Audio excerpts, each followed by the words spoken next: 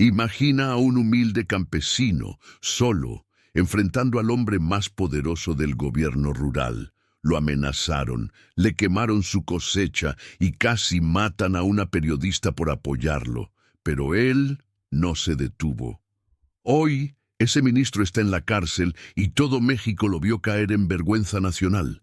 Si alguna vez pensaste que los poderosos eran intocables, esta historia te va a hacer cambiar de opinión. Suscríbete ahora y acompáñame hasta el final, porque esta historia te va a dejar con el corazón ardiendo de rabia y de justicia. Los gritos no dejaban escuchar ni la respiración. El zócalo, lleno hasta los bordes, era un hervidero de rabia. En medio del estruendo, con cámaras transmitiendo en vivo, el rostro sudoroso del ministro Eduardo Santillán apareció en la pantalla gigante. Las pruebas eran irrefutables. Cuentas millonarias en paraísos fiscales, grabaciones de amenazas a campesinos y desvío de fondos destinados a reconstrucción tras los sismos de Oaxaca. El pueblo gritaba: «¡Corrupto! ¡Ratero! ¡Asesino de esperanzas!». Su cuerpo rígido y su mirada perdida contrastaban con la furia vibrante de la multitud. Era el fin de su carrera, de su arrogancia, de su impunidad. Pero esa historia no empezó ahí. No. Todo comenzó 5 años atrás, en el municipio polvoriento de San Vicente el Alto, donde los caminos aún se llenan de lodo cuando llueve y el viento arrastra el polvo de los cerros cuando no. Ahí vivía don Gabino Lara, un hombre de 52 años, de manos endurecidas por el trabajo con la tierra y el alma quebrada por años de abandono institucional. Era agricultor, pero también líder de la cooperativa de aguacateros del municipio. Nunca pidió favores, solo exigía lo justo: recursos federales prometidos para el riego, que año con año desaparecían entre promesas y papeles firmados sin destino. En 2020, tras el paso del huracán Hernán, el campo quedó destruido. Se anunciaron ayudas millonarias, encabezadas por el entonces flamante ministro de Desarrollo Rural, Eduardo Santillán. Llegó en helicóptero al pueblo, rodeado de guaruras, prometiendo apoyos, tecnología y justicia social. Sonrió ante las cámaras, abrazó niños y comió mole con tortilla recién hecha. Pero pasaron los meses y no llegó ni una carretilla. Las familias, endeudadas, empezaron a vender sus tierras. Otros migraron. Don Gabino, terco como la misma sierra, decidió investigar. Viajó a la capital, habló con funcionarios, buscó archivos, pidió copias de convenios. Y ahí encontró la primera pista: contratos firmados por empresas fantasma a nombre de familiares del ministro. Compras infladas de fertilizantes inexistentes, pagos a consultores que jamás pisaron Oaxaca. Fue entonces que comenzó su verdadera pesadilla, porque cuando Gabino se atrevió a denunciar públicamente, llegaron los hombres con camionetas sin placas, quemaron su pequeño invernadero, amenazaron a su hija en la secundaria. El ministerio local lo citó para auditoría y de ahí salió con una multa imposible de pagar. Aún así, no se rindió. Y mientras la vida de Gabino se volvía un infierno, Santillán ascendía. En cada noticiero aparecía como el rostro humano del gobierno. Nadie lo tocaba, nadie se atrevía. Pero Gabino, desde el rincón olvidado del país, comenzaba a tejer una red de verdades. Don Gabino ya no dormía en su casa. Cada noche cambiaba de lugar, refugiado en casas de amigos o en los galpones vacíos de la cooperativa. Su esposa le rogaba que parara, que pensara en sus hijos. Pero él, con la mirada fija y voz firme, repetía: «Si no lo hago yo, ¿quién? Si no es ahora, ¿cuándo?». El pueblo entero comenzó a murmurar. Unos lo admiraban, otros lo veían como un loco que se buscaba problemas. Y no era para menos. Después de su denuncia ante el órgano interno de control, las represalias se intensificaron. Lo investigaron por lavado de dinero, congelaron la cuenta de la cooperativa y lo acusaron de malversar fondos. todo basado en documentos fabricados.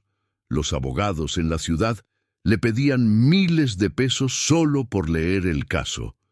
Uno de ellos, tras escuchar los nombres involucrados, le dijo en voz baja: «Mire, don Gavino, si se mete con Santillán, se mete con medio gabinete. Usted solo no va a ganar». Pero Gavino no estaba solo. Su lucha comenzó a resonar en otras comunidades afectadas. Agricultores de Chiapas, Veracruz y Guerrero empezaron a contactarlo. Historias similares, fondos prometidos, recursos desviados, obras fantasmas, todo con la firma del ministro Santillán o sus operadores. Fue entonces cuando apareció Elena Ortega, periodista independiente, conocida por su trabajo en zonas de conflicto. Viajó hasta San Vicente y escuchó, grabadora en mano, cada palabra de Gavino. Vio los documentos, los recibos falsos, los audios filtrados de reuniones donde funcionarios admitían que los recursos se repartían entre los de arriba. El reportaje salió en un medio digital modesto, pero con impacto. Titulado «El campo que el ministro robó», incluía testimonios, fotos, facturas y una línea de investigación que implicaba hasta a un subsecretario. La nota se viralizó, pero no trajo esperanza inmediata, sino más terror. A los 3 días, Elena fue embestida por una camioneta mientras salía de una entrevista. Quedó hospitalizada con costillas rotas y la cara desfigurada. La policía local clasificó el ataque como accidente automovilístico sin responsables identificados. Gavino entendió entonces que esto era más grande de lo que imaginaba. Pensó en detenerse, en proteger a los suyos. Pero ya no podía volver atrás. Llevaba la verdad en las manos y no estaba dispuesto a enterrarla. Decidió ir más lejos. Armó un expediente con todas las pruebas y buscó ayuda en redes sociales. Abrió una página donde compartía todo, con nombres, fechas, ubicaciones, firmas, montos. Miles comenzaron a seguirlo. Otros tantos comenzaron a atacarlo. Pero la verdad empezó a salir. Hasta que un día, una diputada de oposición, con aspiraciones presidenciales, tomó el caso. Lo presentó en tribuna, mostró los documentos y pidió la comparecencia inmediata del ministro. La noticia rompió el cerco mediático. Eduardo Santillán apareció en televisión nacional negando todo. Dijo que era víctima de una campaña sucia, que las acusaciones venían de un campesino resentido manipulado por intereses oscuros. Pero ya era tarde. Las cámaras se habían enfocado y México empezaba a mirar con atención la verdad expuesta ante el país entero. La comparecencia del ministro Eduardo Santillán fue convocada para el 15 de septiembre, irónicamente, el mismo día en que el país celebra su independencia. La sesión, transmitida en cadena nacional, se convirtió en el evento más visto del año. Las redes hervían. «Hoy cae uno», decía la gente. El Zócalo, listo para la verbena, también proyectaba en pantallas gigantes lo que ocurría en el Congreso. Gavino viajó en autobús toda la noche desde Oaxaca. Con sombrero de palma y camisa limpia, aunque gastada, entró al recinto acompañado por 2 senadores que lo invitaron como testigo. No llevaba escolta.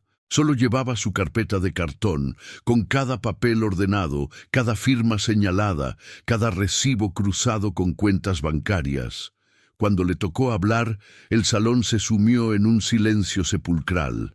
Gavino no gritó, no insultó, solo habló. Contó cómo fue la llegada del huracán, cómo vieron morir sus cultivos, cómo llegaron las promesas, cómo desaparecieron los recursos. Habló de las amenazas, de la quema del invernadero, del atentado contra Elena, de los días durmiendo en el piso de un galpón.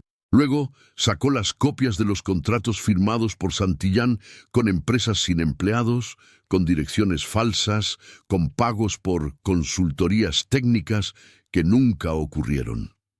Las cámaras enfocaron al ministro. Sudaba, intentaba sonreír, tartamudeaba, pero cada palabra de Gavino lo hundía más. Cuando se proyectó el audio donde su secretario particular decía: «Ministro, ya llegó el depósito de los gringos, lo partimos como siempre», el recinto explotó. La diputada que lo había defendido hasta ese momento se levantó y abandonó la sala. Los legisladores oficialistas empezaron a pedir receso, pero el pueblo afuera no lo permitió. Desde la plaza, desde los hogares, desde los celulares, exigían justicia. Esa misma noche, el presidente anunció la destitución inmediata del ministro y la apertura de una investigación penal. Días después, la UIF congeló sus cuentas. La FGR emitió una orden de aprehensión. Santillán intentó huir, pero fue detenido en el aeropuerto de Toluca con documentos falsos y maletas llenas de dólares. Gavino volvió a San Vicente el Alto como un héroe. La gente lo recibió con flores, cohetes y música. Pero él no quería gloria. Solo quería volver a sembrar, sabiendo que esta vez la tierra no sería olvidada por culpa de la ambición de unos cuantos. Y mientras la historia se compartía en cada rincón del país, muchos comprendieron que a veces una sola voz firme puede derrumbar castillos de corrupción.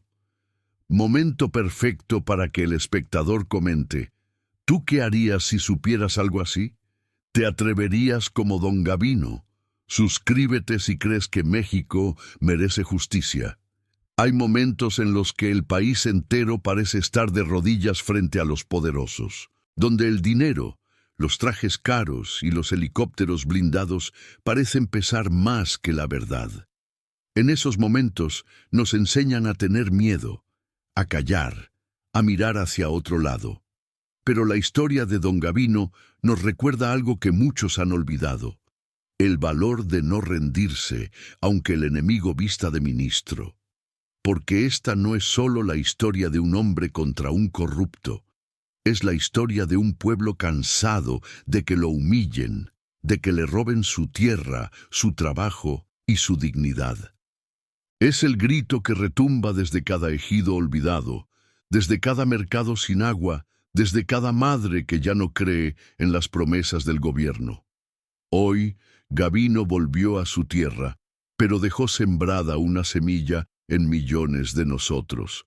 La certeza de que sí se puede enfrentar al poder, de que la verdad puede tumbar hasta al más blindado de los villanos. ¿Y tú?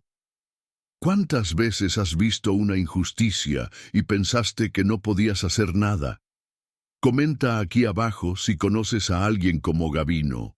Comparte esta historia si crees que México necesita más voces valientes, y no olvides suscribirte, porque aquí seguimos contando lo que ellos quieren esconder.